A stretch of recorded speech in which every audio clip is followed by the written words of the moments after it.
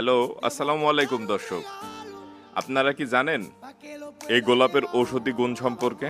যদি না জেনে থাকেন তাহলে এই ভিডিওটি দেখলে আপনারা গোলাপ সম্পর্কে অনেক তথ্যই জেনে যাবেন, যেটা শুনলে আপনারা অনেক আশ্চর্য হবেন। আপনারা কি জানেন এই গোলাপ মুখের দুর্গন্ধ দূর করতে অনেক সাহায্য করে? কি এটা প্রথম শুনলেন তাই না?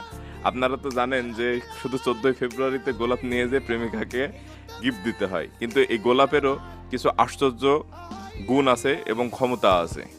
এই গোলাপ দিয়ে জ্যাম জেলি তৈরি করা হয়।